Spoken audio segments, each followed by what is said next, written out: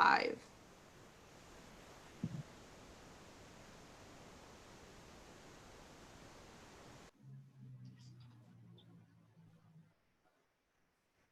Ready for me?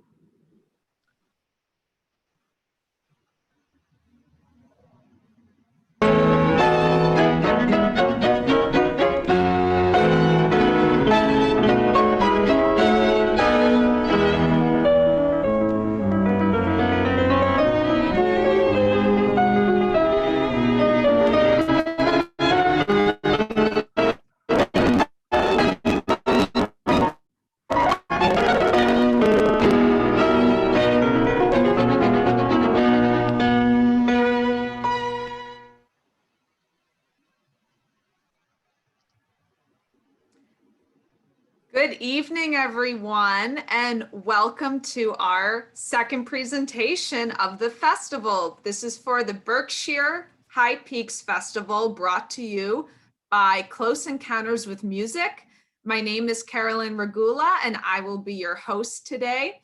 All of our sessions are being recorded and will be live streamed on YouTube, including after each session. So we ask you to please consider supporting Close Encounters with Music. Our mission is to engage the imagination of diverse concert audiences in a welcoming setting, to connect listeners to performers and composers, foster the excitement and sense of community that live performance arts builds, a comfortable listening environment, and turn performances into intellectually enriching and educational and artistically uplifting experiences. If you are interested in supporting this festival and organization, I will be including a link to a donation page. And you can use this chat feature to communicate amongst yourselves and other participants.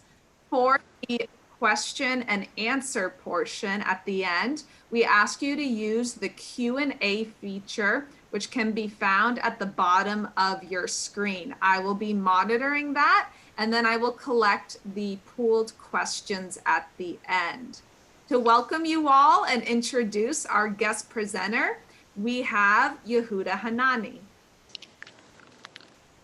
Thank you, Carolyn. It's a special pleasure to introduce my friend and colleague, Francis Morris, who is a fellow cellist and is a violin maker here in the Berkshires. He has wonderful hands with instruments, and he has a wonderful heart because he has been our luthier in residence in normal days when we all were here and there were problems with bridges and rehearing bows and cracks and openings and all sorts of things. And he was really our savior. And not only that, but Korean students will remember that since they could not afford to bring their cellos all the way from Seoul, Korea, he was sweet enough to give us 2 and 3 and sometimes 4 instruments for the use of those students. So again, it's a special pleasure to welcome and introduce Francis Morris. Thank you, Yehuda. It's very kind of you. It's always a pleasure to be able to work with your wonderful students and wonderful colleagues. Well, so yes, the name of my presentation is The Mystique of Cremona. And I have another subtitle, which is The Idea Whose Time Had Come. I believe the violin to be a creation of the Renaissance as it comes from design technique prevalent throughout the era. As with other works of art during this time, the violin shares the harmony, balance, and beauty of form. I think the violin was inspired by the same spirit that other artworks of the Renaissance were, that of optimism and joy in the human spirit, and the belief that it is possible to create a heaven on earth. Like other works of art, the violin has the ability to heal.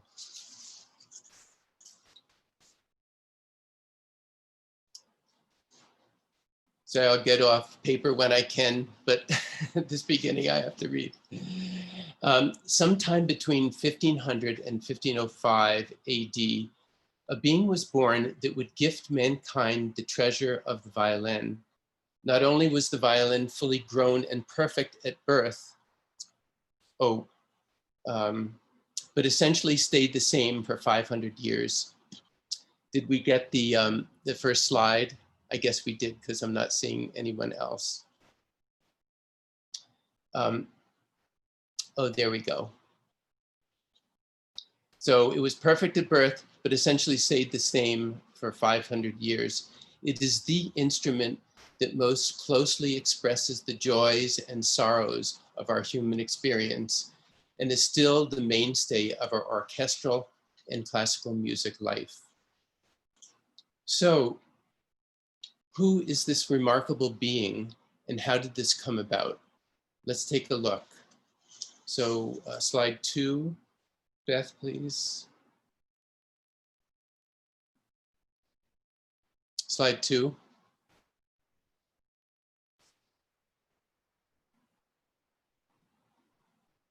Well, okay.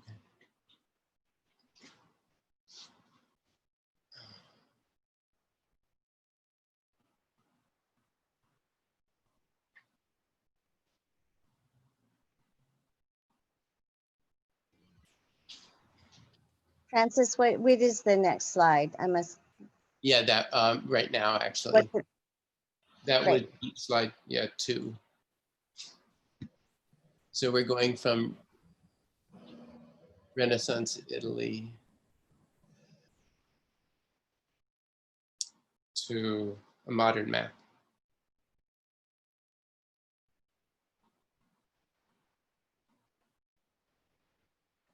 If you don't have it, Beth, I can just.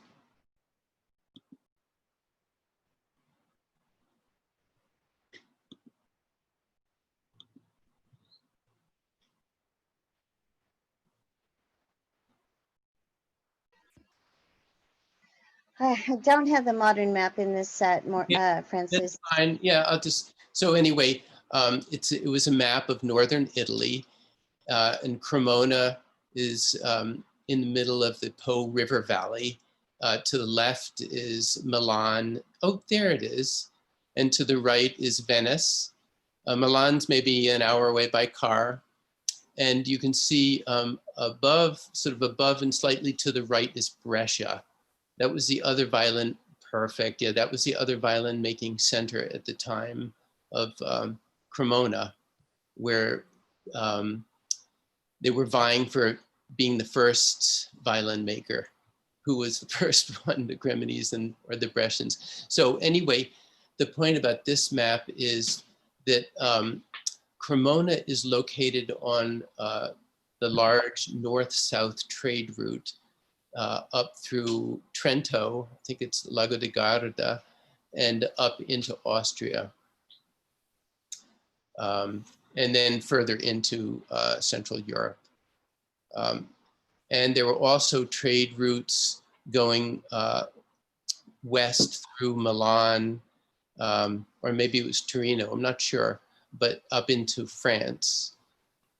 And so anyway, so I'll continue.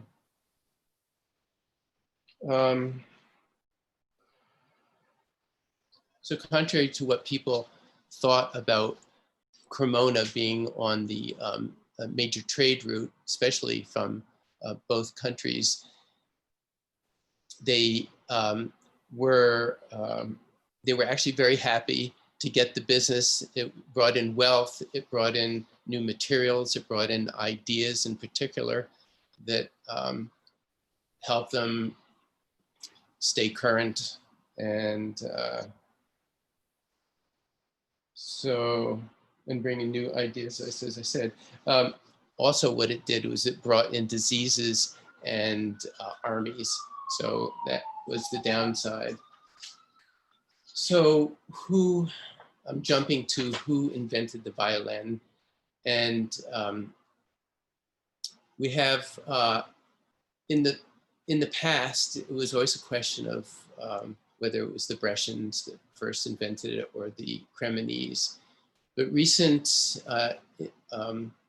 very hard-won knowledge by time-consuming investigations of archives by a man named Carlo Chiesa and another one, Dwayne Rosengard. They revealed a few precious little facts, and one was a military registration record for Andrea Amati, and the other one was that Amati rented a house with a workshop, a separate workshop, and there were dates along with that. So people worked back the information and figured out that Andrea Amati, our first violin maker, first of the dynasty of 3 generations, was born probably somewhere around 1500 to 1505. And that, of course, then by the time he was maybe 30 years old, he was already a master violin maker. And that would have made it impossible, of course, for Gasparo da Salo to have invented the violin, because he was born in 1540. So the team rooting for Andrea Amati to be the first violin maker was ecstatic, but Roger Hargrave, who is the, he's the expert on classical violin making from the 1550s to the 1750s. And he says, not so fast. There's no way to prove, there are no violins there that show anything, because they don't exist anymore, or at least the very early ones. But also, there are artworks that people have found going all the way up to Poland, the Polish border, along Germany, and a little further south down to the Martinerkirchen Schönbach area, where there's a large German manufacturing center of violins that had started already in the early 1500s. So there were artworks that showed violin-shaped objects in them, as well as Venice and even possibly as far east as Turkey. I'm not sure about that bit of information, but so it wasn't a pure win for Andrea Amati. But so the obvious solution, the obvious thought is that traders came down from the north and crossed the mountains, bought violins from the Cremonese, took them back up, and it wasn't really that far or long a trip. People could make that trip, I think, within 3 weeks up to middle Germany, say a month at most. And they were hand workers at that time. Everyone, they were talented, and looking at a violin and making a violin would have been pretty easy for them. And within a couple of years, they could have had violins. So it's clear that it could have gone up that way, but I like to actually look at it in a little bit different light. And so I like to think that the violin was an idea whose time had come. And so I take this idea from the science community, and where they they talk about ideas that were discovered at the same time in different places. So for instance, scientists around the world, well, what they do is they call them multiples. And they say that multiples are actually more common than singles. Isn't that I think it's an odd fact and very interesting that multiple people get the same idea at the same time than single people do. I think it's worth a repetition. So for instance, we have Sir Isaac Newton and Gottfried Wilhelm Leibniz in the 17th century, both independently formulated, discovered formulations for calculus. Or actually the black hole theory. And guess when this was? This is interesting. Black hole theory by John Mitchell, and a few years later, Pierre-Simon Laplace. They were discovered in 1783. People were thinking about black holes back then.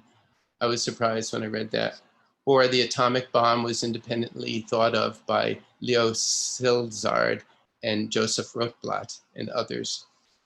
And the list actually goes on and on. You'd be amazed at things that people came up with at the same time. So everyone has their own way of explaining such things. And I like to think of that ideas are whispered into the thoughts of people who are ready for them. And that, I think, is a very possible explanation of all the people in that same area and slightly afar that came up with the idea of the violin. But few people were more suited than Andrea Amati to bring this idea into reality. He had impeccable hand skills, and he went ahead design. He was trained in design, and that was more than most people were. I think it doesn't look like, I'm not sure. I can't comment on that, but he was one of the few that was absolutely trained in design. And it's, how do we know that? Well, I just back up a little bit. When Stradivari died in 1737 and Guarneri in 1744, a few years later, and I think it was Michelangelo Bergonzi 10 years after that, in 54, the whole classical golden age of violin making was done, finished. There were a few little offshoots. People, well, we have, oh, I'm blanking out in the same. There are a few people that, of course, there was Guadagnini, who was inspired by Count Cosio in the methods of Stradivari. And I'm blanking out in the name of the other one, but that was basically the end of the classical era. So when people wanted to make a violin from that point on, or a Stradivari violin, they had two options. One was to get a Stradivari and trace it, or they had to find someone that had made a copy or a template and then trace that and make their own. So what happens when you have 2 or 3 generations of that? You have a form that is a lot different from the original one, because the lines keep on getting bigger and bigger and bigger, and pretty soon it's not recognizable. And those forms are incredibly delicate and sensitive to visual aesthetics. So people knew the problem, and people tried to combat it. And one of the ways they did was, well, we have the Strad posters that came out, of course, pretty recently, but they're wonderful. You can trace violins, the purfling, and you essentially get the outline of the form. But that's not making it in the way Stradivari made it.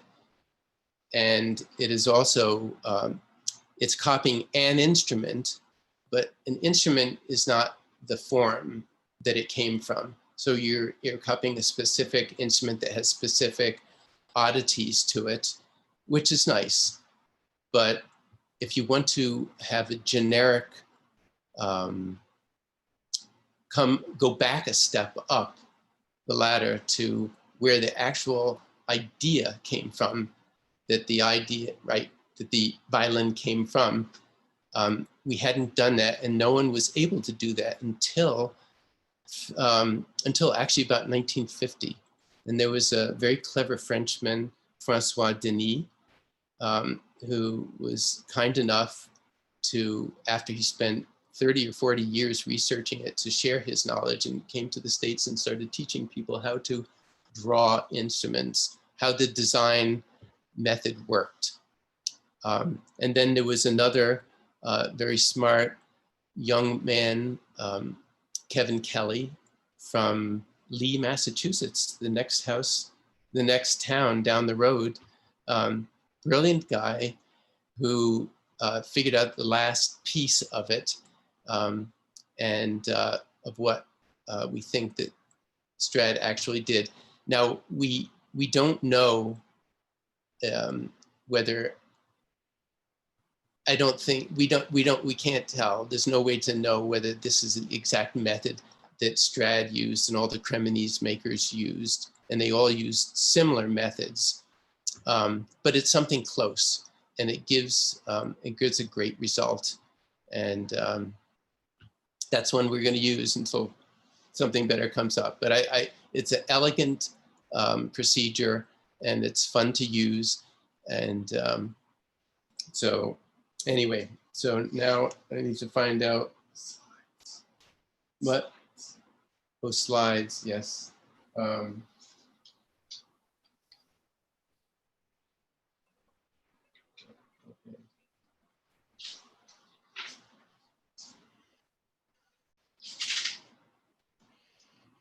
Sorry, so Beth, we need the slide.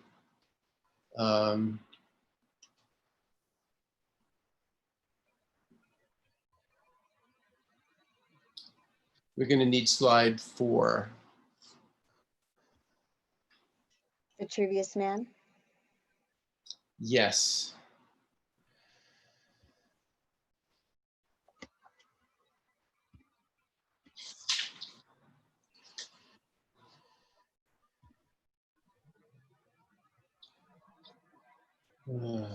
Let's see.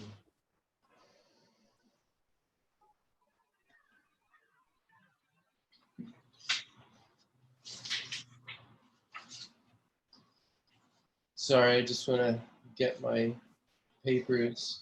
That's right. Okay. Right. Okay. Vitruvius man. Good. So, oh, excellent. So, this is an example of Renaissance design. So this is the Vitruvius Man by Leonardo da Vinci.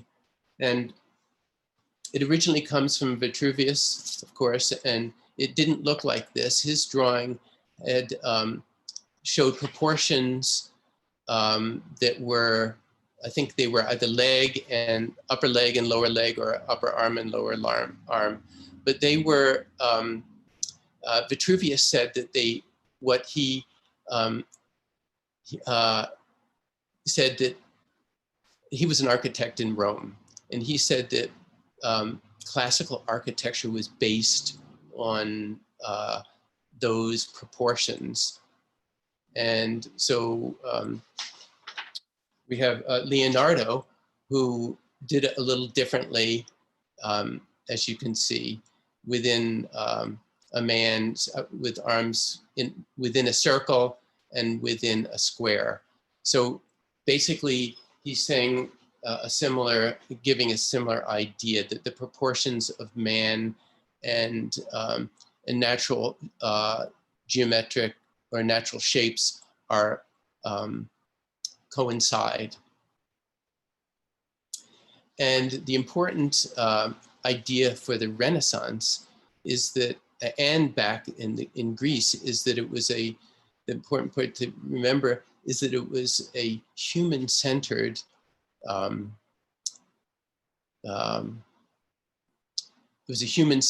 architecture. It was an idea that, unlike an architecture or culture that we have today, I think I can safely say that.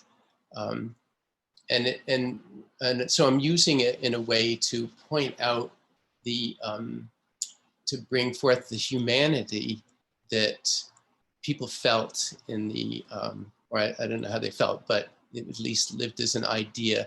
Humanity is a general idea, and that things are based on the needs and proportions, especially in architecture.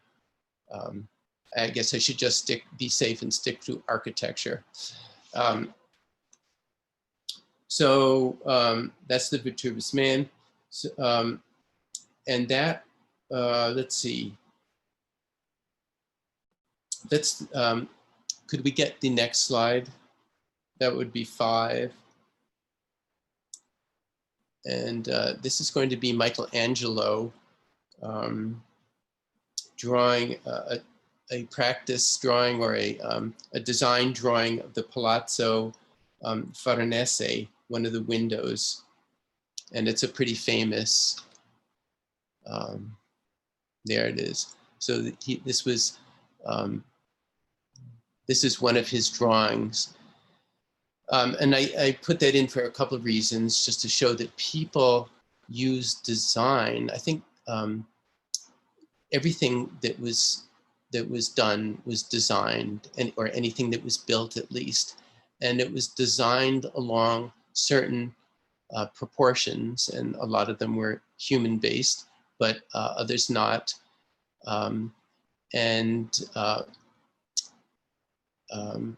So there was that idea, and also that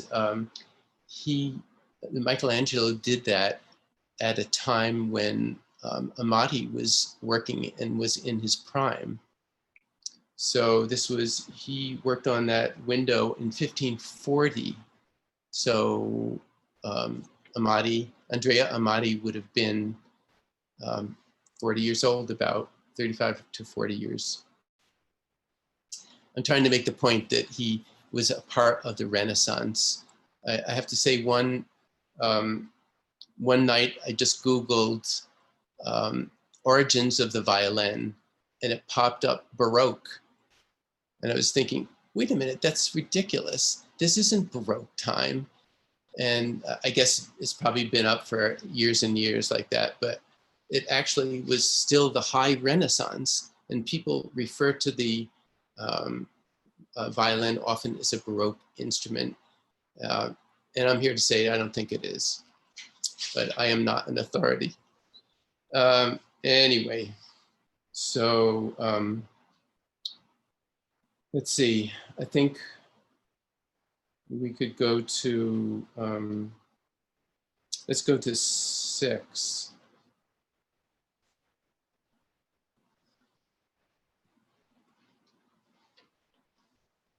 This is slide 6. This is the Mona Lisa, and it was the London version that was done by Leonardo. My point really was here, I mean, I like the painting, but it was more also to show that this was finished. This was 1495 to 1506. He was,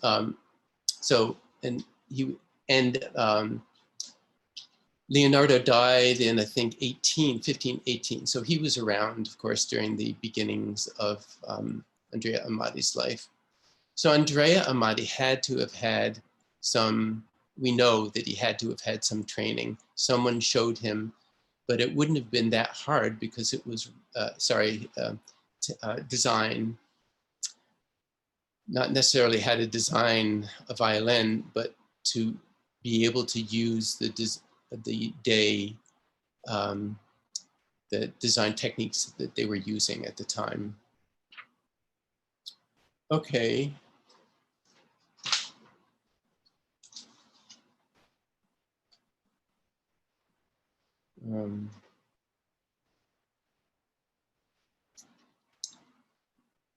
Was this 5?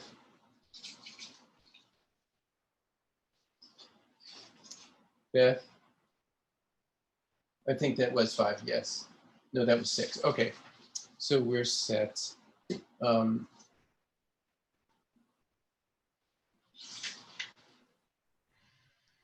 so I want to show, looks like I'm missing a page or something, but in any case, I wanted to show, Beth, do you have the slides of the violin drawings? And those are The 4 circles, yes. the 4 circles, so there are 2 of them.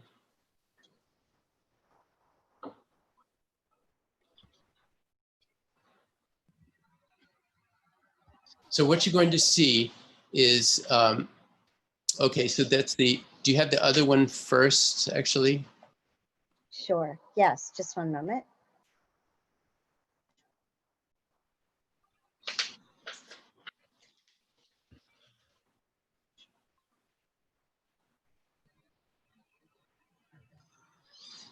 Oh, actually,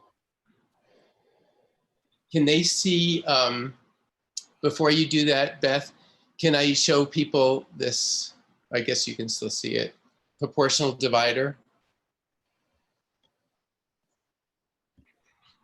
Yes. We Can can see that. You can see that. Okay. So this, I didn't know how many people have seen a proportional divider, but it was very common. It was the most common tool used in building and design in the, well, I would say all the way through the Renaissance, actually from the classical period through to probably the Industrial Revolution, when it probably disappeared. So this is the tool that we use to draw violins with. And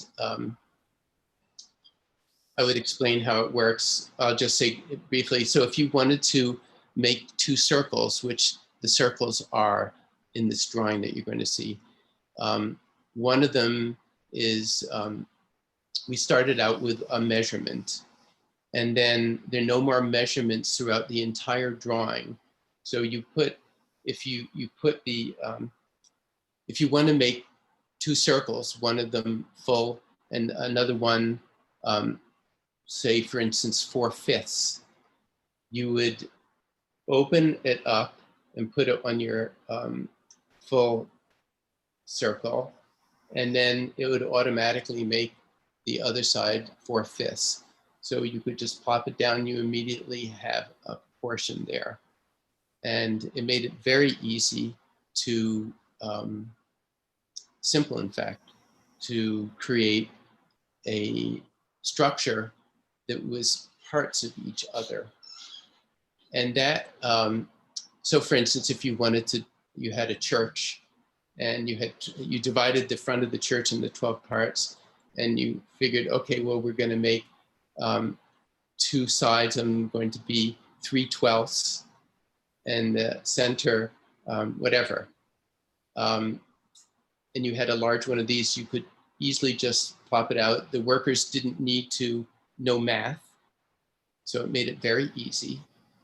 And it makes it very easy for drawing violins.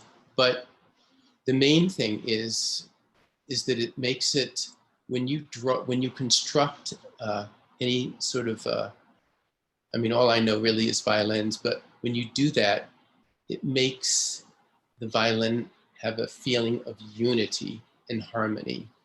And that is what is, I think, one of the main points, or one of the unique points about the whole Cremonese 200 years era of violin construction.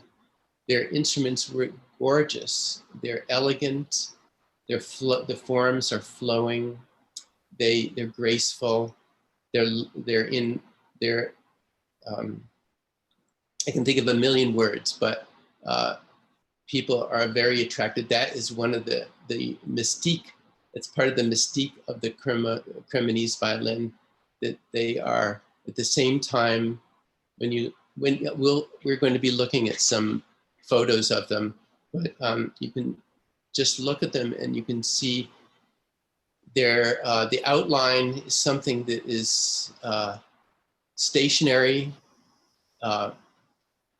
and calm and peaceful, and at the same time in tremendous movement. So you have movement going on as well as stillness. And it's a lovely combination, and it's something that is kind of quite magical. If you read about the violin, you'll find lots of people, or not lots of people, but people talking about how that quality. And I think, I don't know if it's totally because of the proportionality of it, because it is a beautiful design anyway, but the fact that it holds together as a unity, I think creates the movement in it that allows the eye to just go round and round and everything work together. Anyway, it's magic. Okay, so enough of that. What's the next slide, Beth? Would you like to see the circle slides? Yes, so let's start with the beginning, just the circle part, and then, okay, yeah. So here, for instance, the lower circle, this is obviously a violin, the lower circle is going to be the lower bout. And from the middle axis to the radius is 5 parts. And that 5 parts is then taken up to the, I guess you can't see my fingers, but is taken up to the middle, and that's going to be the width. The 5 parts of the radius of the lower circle is going to be the width. And then if you divide that lower radius, instead of into 5 parts, you divide it into 4 parts, that becomes the radius of the middle bouts. Okay, let's have the next.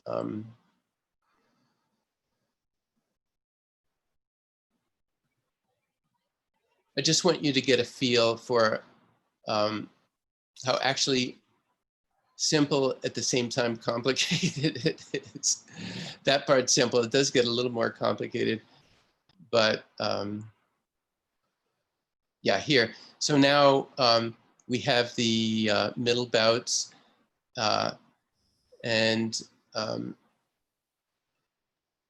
it's a little hard to explain, but those small circles give us the little short curves to the blocks and to the corners. And actually, I see I made a mistake on the upper inside. I should have had a smaller diameter circle, but that would have given me a narrower curve, a deeper curve. And but so this is actually this is an Amati form. This is what it would have looked like, and that's what it looks like when you draw it. And so the technique that the Cremonese had was that they took a piece of wood, I guess about 11 millimeters or so, 12 millimeters thick, and then drew this form onto the piece of wood and cut it out. And that was their form. Then they cut the corners off and they put blocks of wood, and then they cut the lower block in and the upper block in. And that's what they started with. So that you're seeing exactly how it was done. And there's plenty of evidence. There are forms from Stradivari that Stuart Pollins has written about and photographed extensively and so on, and other people as well. Okay, just wanted to give you a flavor of how the design was created.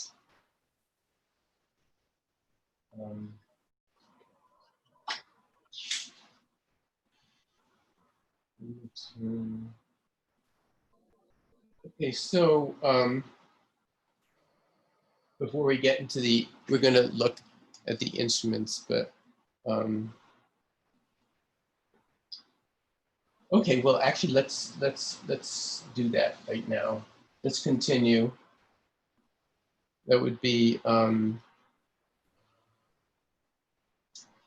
first drawing of Andrea Amati would be 9. 1564. That's it.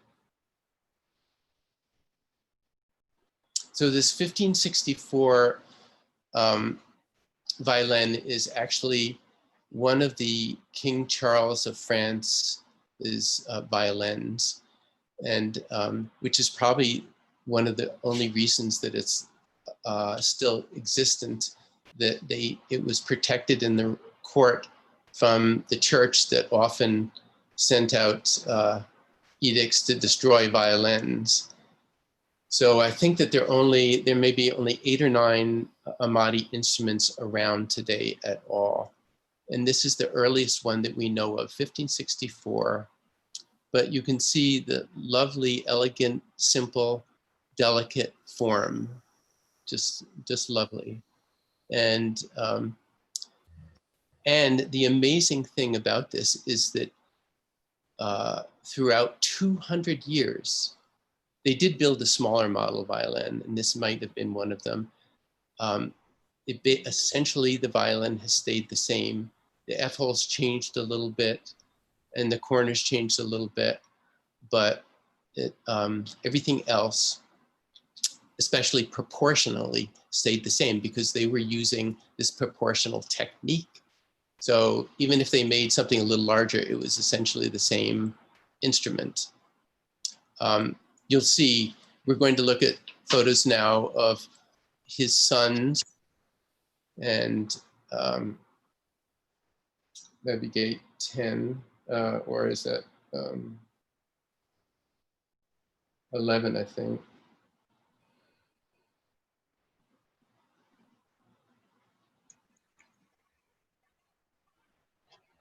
This is a neck. Maybe skip that one then. Maybe just a large one. Does it say Brother Amati? I have 1590, Baron Nuke. Yeah, yeah. Oh, Noop. I'm not sure how you pronounce it either. Oh, I don't know. Baron Noop. Okay, Baron owned it. So this would be right from 1590. And so Andrea Amati had 2 sons, Antonio and Hieronymus. Antonio was, I don't know, maybe 15 years older than his brother. And they were primarily known for, okay, you can go to the next one. It's just one of the very, early instruments. The brothers Amati are known for their violas in particular, but they also were consummate experimenters with form. So they were, it seemed like, this is what Teresio thinks, that they were constantly asking musicians and seeing what fit them to rate. They were still trying to find out a size of instrument that was comfortable to play and people liked. But then again, here you have this beautiful shape, just gorgeous. Okay, next.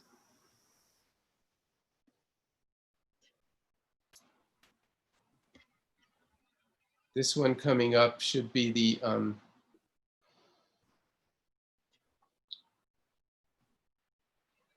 well, we'll see.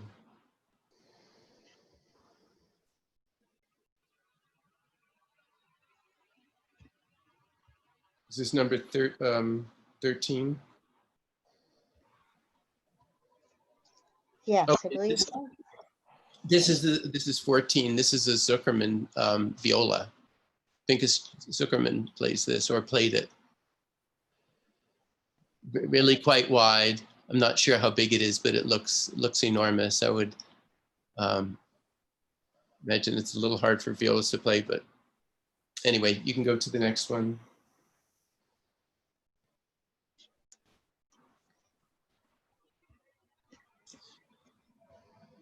So we should be into Niccolo Amati now. Yes. Okay, so a few words about his life. So, okay, Niccolo Amati, he's just wonderful. One of the things you can, very delicate form, rather long corners if you can see them, delicate edges, stunning, just lovely design. Now, he was born in 1598, and when he was 30 years old in 1528, there was a drought, or maybe whatever it was, there was a crop failure, and which lasted about 2 years. And during that time, a lot of people starved. But that wasn't the worst of it. What happened in 1630 is the plague came. I don't know if it was a COVID, but it was something like the COVID. And so the people who hadn't died from starvation at the time died then with the COVID. And Niccolo's mother and father were killed. And I think I read in one place that his older brothers were killed as well. So, or died. And it must have been just earth-shattering for him. And of course, during the 30s and 40s, there was, well, at least early 30s, there was hardly any production of violin in the shop, as you can imagine. He was just trying to pull his life back together from such a calamity. But he did pull it together. But one thing that he had to do was to, and this was unlike what any other family business, family trade did, he had to hire people outside the family and share all the family secrets to them so he could continue. Normally, of course, people guarded those trade secrets very carefully. So he did, and one of the first people he got was Andrea Guarneri. And of course, Andrea Guarneri was the grandfather of Del Gesù. And so he had himself a whole line of violin makers, a whole dynasty, I guess you'd call them. And then there was Ruggeri, Francesco Ruggeri and Rogeri at one point. They're different accounts. Most of the people, there were a lot of people, or not, sorry, there weren't a lot of people written up in the town records, but there was an indication that Niccolo was very accepting and welcomed people and trained a lot of people and was excellent at training them. But he himself was also amazing, and I love this this violin. Let's see, what year is this from? This is 1649, so this would have been sort of like, you know, mid to late career, more towards the, yeah, later. And Niccolo did have a son, Hieronymus II, they call him. He was an okay violin maker. I don't ever hear raving things about him. So, and then we have, so we're going to move on. Let's see, how many slides do I have? Can we see the other ones from Niccolo? Yes. How much time do we have? You're doing good. So about 10 minutes we're in. Okay, I don't know if we need to leave a little. So we, I had a feeling this was going to happen. We're sort of shortchanging Stradivari, and I didn't, and Guarneri. Of course, the two of the most amazing makers. I'll just start. Yeah. So there, you can just go ahead and post them, and I'll talk about Stradivari so we have some time. Stradivari was an amazing man. First of all, he lived a hugely long life. He died at 92, and I think it was 92 or 94. Anyway, he had a working life of 72 years, making instruments. And he basically went through 3 periods of making, or 4. But there was one of the mysteries about Stradivari, and I think it is interesting. He always claimed that his father, Andreas Stradivari, I forget his first name. Anyway, was his father.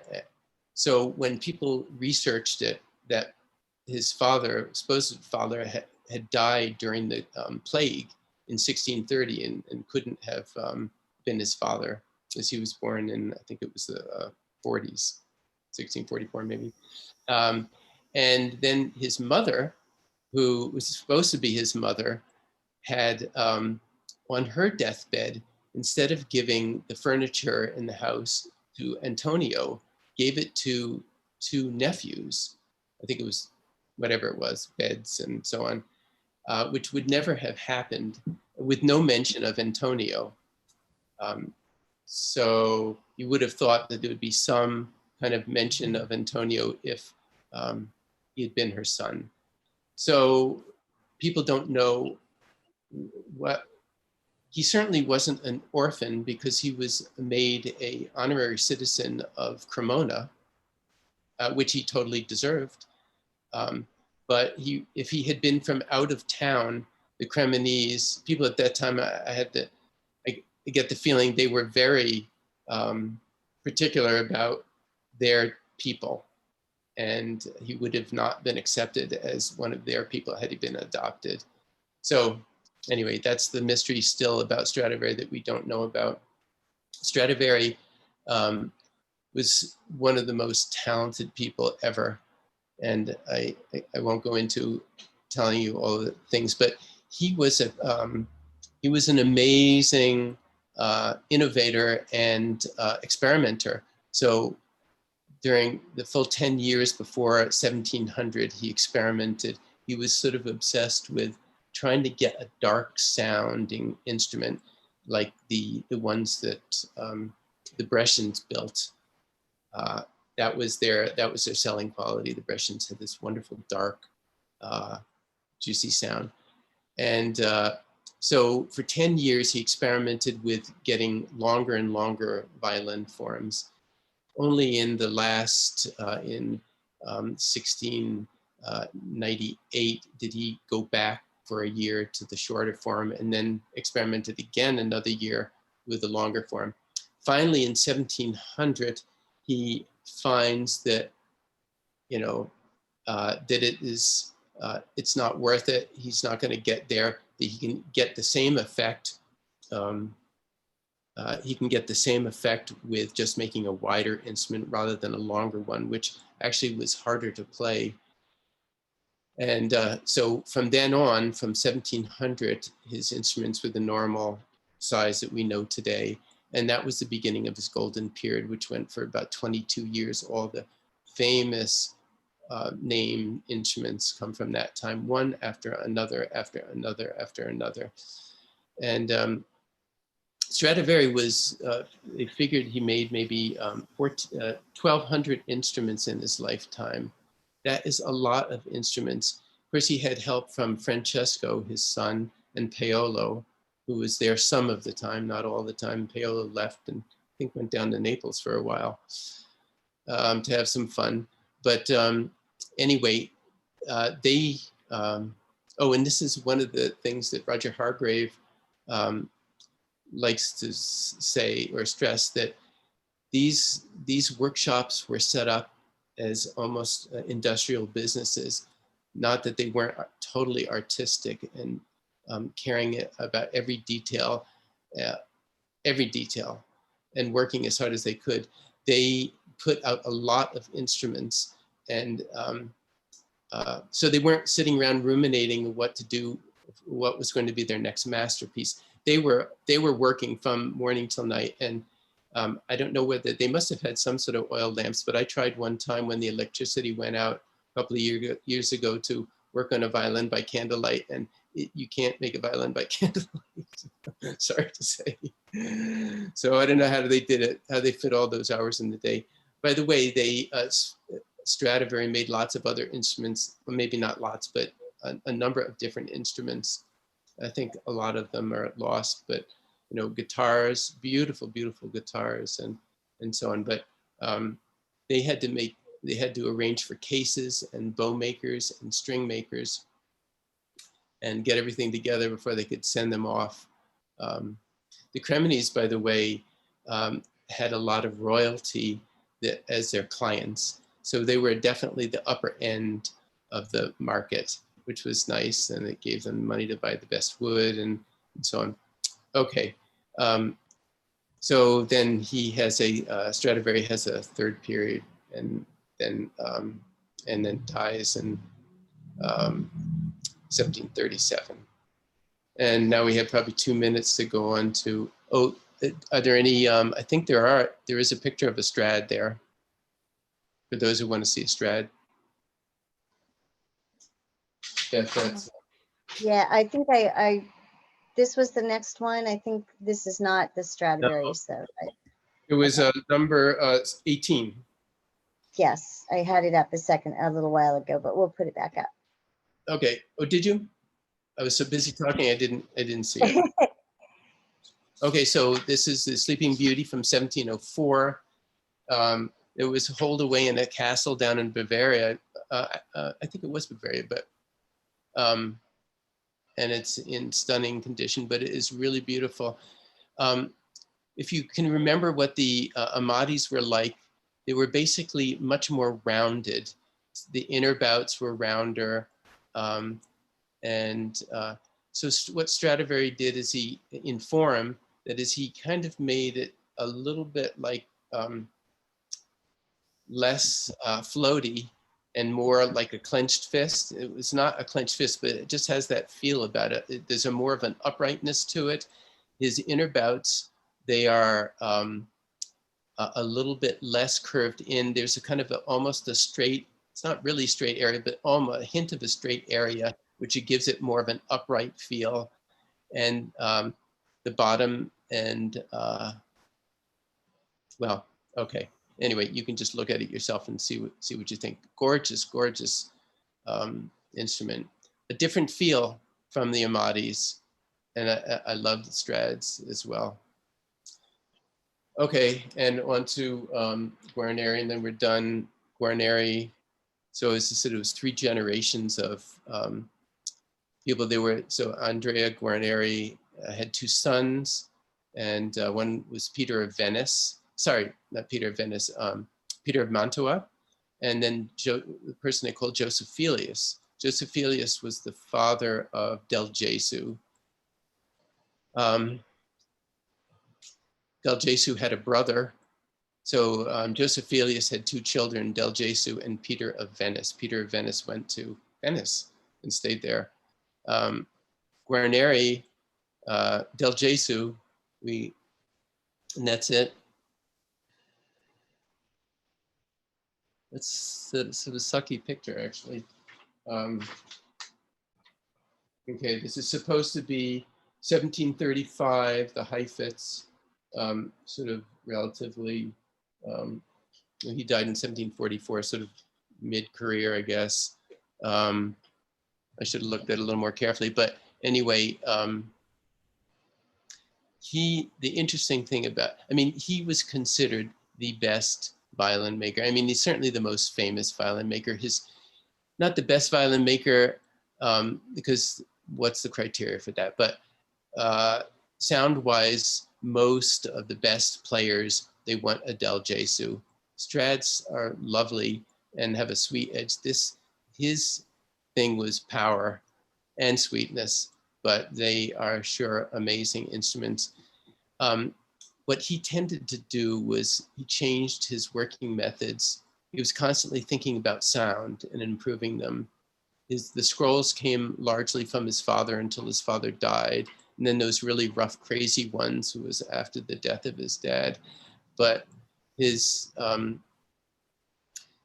would do 2 or 3 instruments on with a certain acoustic idea, higher arching, more scooped in the bouts, and whatever he did with the inside, and then would change his mind and do something else where he had almost no channel on the outside where the purfling was, like the arching would go up instantly to a full arch.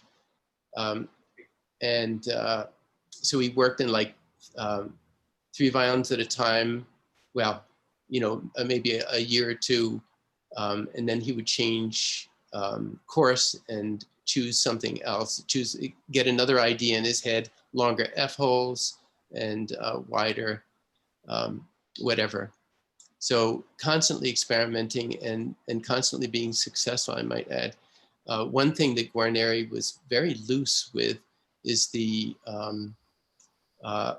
form. He tended to use the same form most of his life, but it was like it must have come unglued, or it was loose, but he would make different models just by loosening it from the block and gluing on. They don't know how he did it, but the sort of basic form, but little different things were changed about it.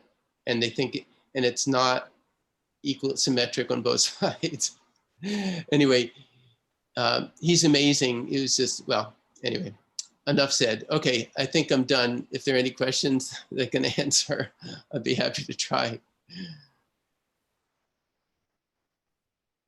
Hello, Francis. Thank you so much for that presentation. We do have a couple of questions from our audience. Oh boy. The first one is from Judith Ahrens. Okay. There were stringed instruments before the violin and Mm. were bowed. What is the quote idea of the violin? So, you know, I think it was an inspiration, to be honest. The violin really was a whole new DNA. I mean, there were different instruments like the Viola that the violin was supposed to have descended from, but the violin had an enormous amount of power from the beginning.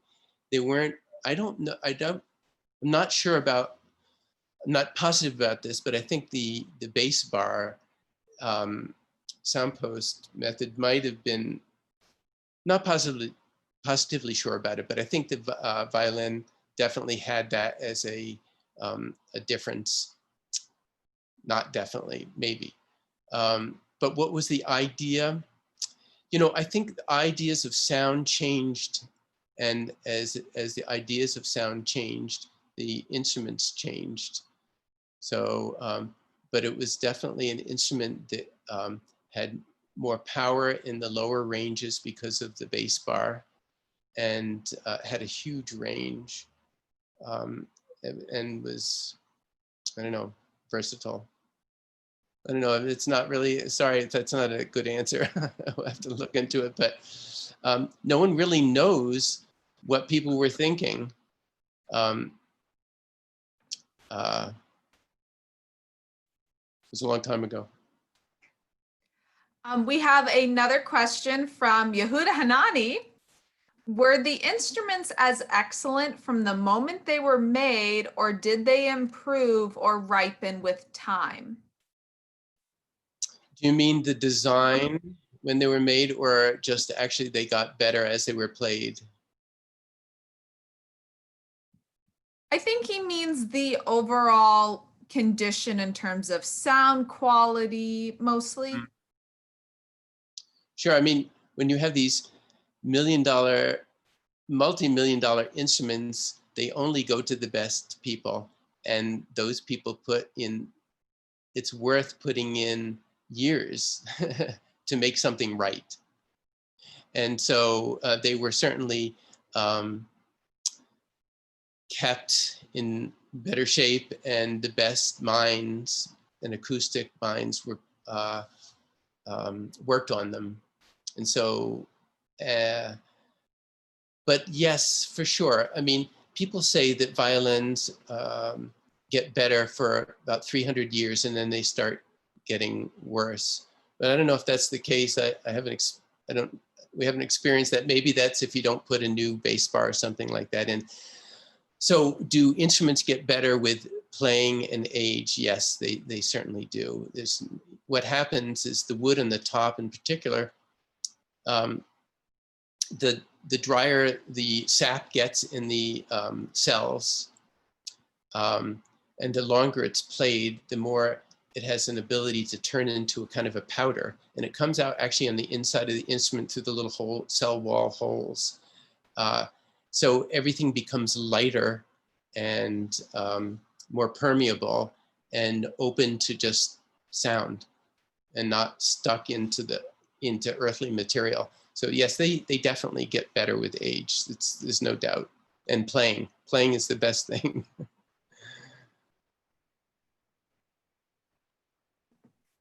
Okay, we have another question and some comments. Enjoyed this, thank you.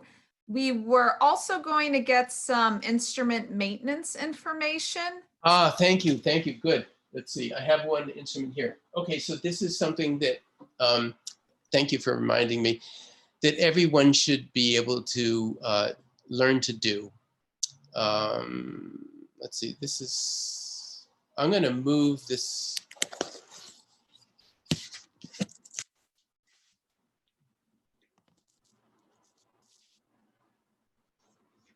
So I don't know if you can see me or this.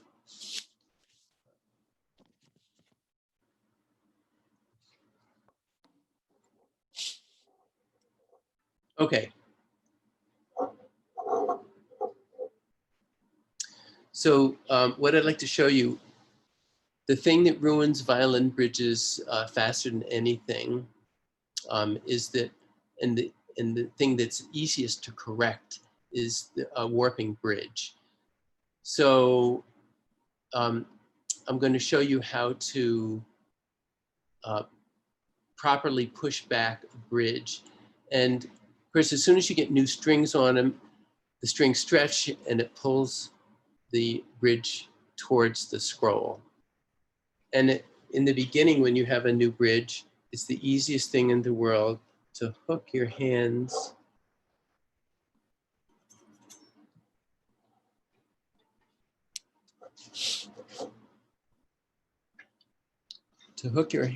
around. So I'm hooking them around the fingerboard and around the tailpiece. And then I'm putting my thumbs on the bridge, and then I push back towards the tailpiece, just like that. And you'll hear it click, and then it'll be straight. The longer you leave it, the harder it is to push back. So with actually violin bridges aren't too hard unless you see the bridges, the strings dug into the top of the bridge. Otherwise, whenever you get a chance, whenever you change a string, always just take whatever pencil you have, just put a little graphite in the notch of the nut and the bridge, and all of them. So I don't know if I can do that again for you so it's a little clearer. The what? Oh yeah, it is the same with cellos. I do have to admit that cellos are more difficult to do because of the pressure. Hey Jonathan, would you help me get a light on this?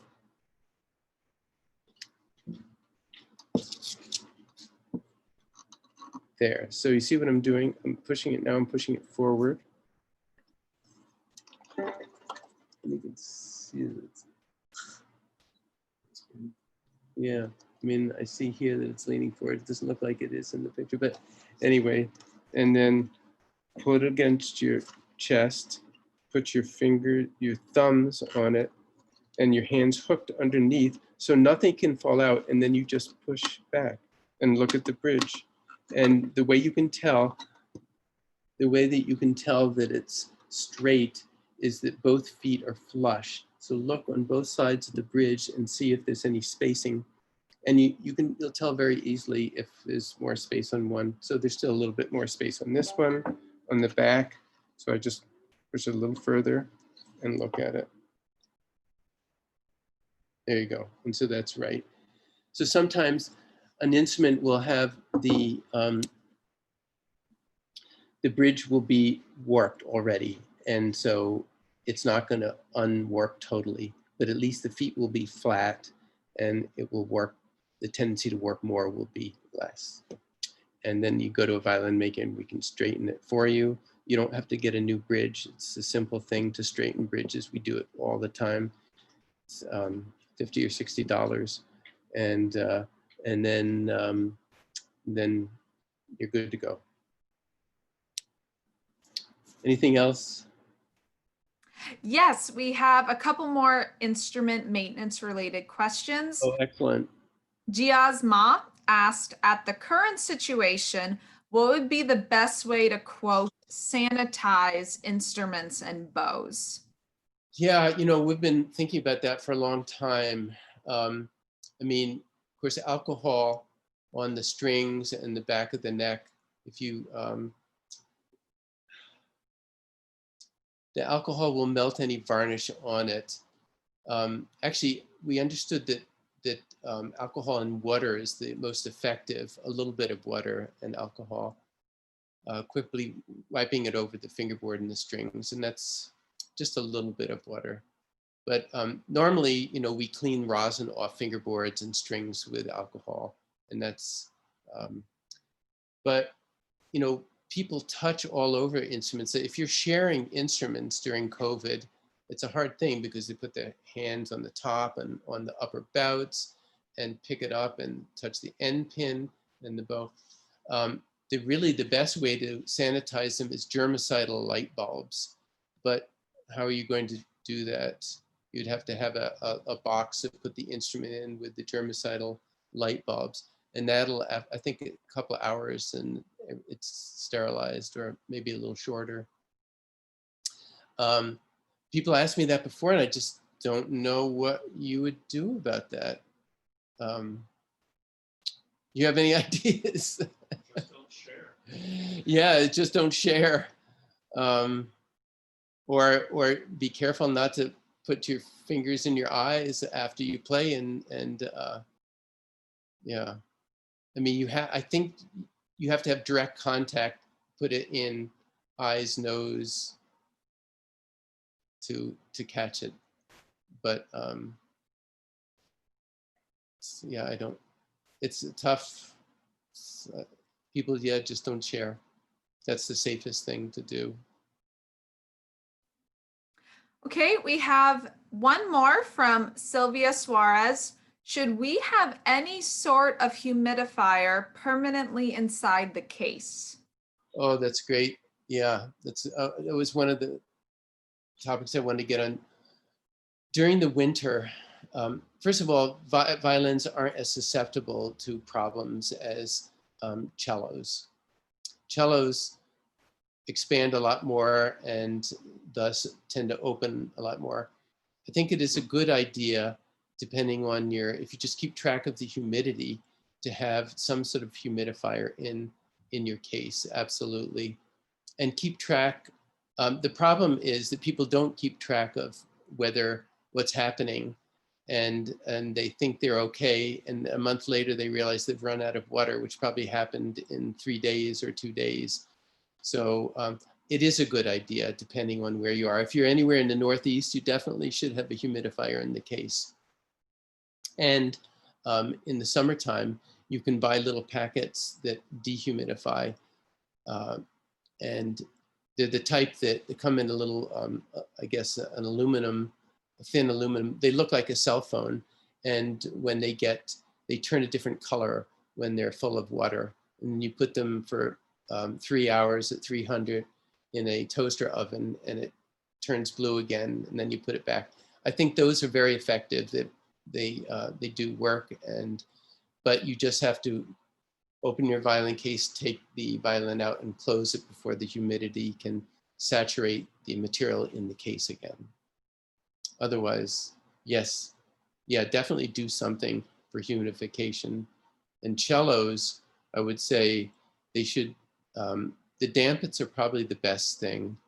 And I would have on really, if you have your instrument out for more than a few hours, you need to have a couple of dampits in each of the F holes.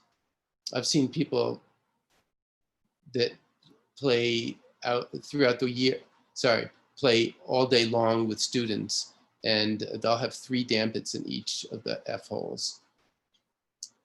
And I think it's a smart idea. Just be careful with the dampits that they're squeezed out enough so they don't drip inside the instrument, because they do, I've seen 2 instruments from very smart people, and I won't say who they are. They have rotted the lower bouts out because they continually, regularly put them in the F hole, and it dripped on the lower bouts. It was in a stand, and it rotted them out. 2 of them from Albany, I've seen it.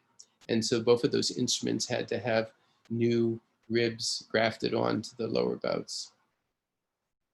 But I don't want to scare you away from doing that, because, because it's essential. Just squeeze it out with a towel and put it in, and you can look and see if it's dripping inside. Just use common sense. Great. And she actually submitted a follow-up question. What is the ideal humidity level for the case?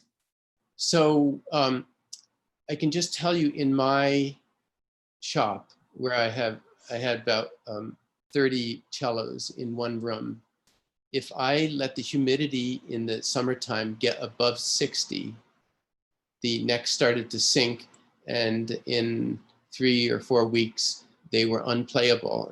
I couldn't show any instruments or sell them unless I made a new bridge. Humidity tends to, it pushes up the top, makes the bridge higher, and it'll also, the fingerboard at the same time falls. So the cutoff point is 60%. Anything in between that, and I would say 35 to lower 30s is okay. I try not to, I mean, 35 is a good cutoff period, but I do push it sometimes when I don't want to fill the humidifier. I'm busy. But yeah, it's okay. 35 to 60 is a good amount. And particularly for us, so people are coming to try out instruments. And if they take them from my shop at, say, 40 degrees and take it into their house, which is 20% humidity, and take it into their house, which is 28%, it's not going to sound good because it's adjusted. I've had it adjusted for 40%, and it makes a big difference in the sound. That's why people come for sound adjustments, because the percentage of humidity's changed, so there's less or more pressure on the sound post, and it needs to be adjusted. But most people don't have that problem.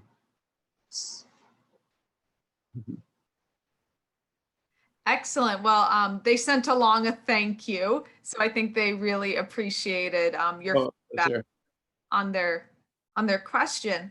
Okay, so those are all of our questions. We want to thank Francis for going so in depth on his trade with us and showing his workshop, which I always love to see luthiers' workshops.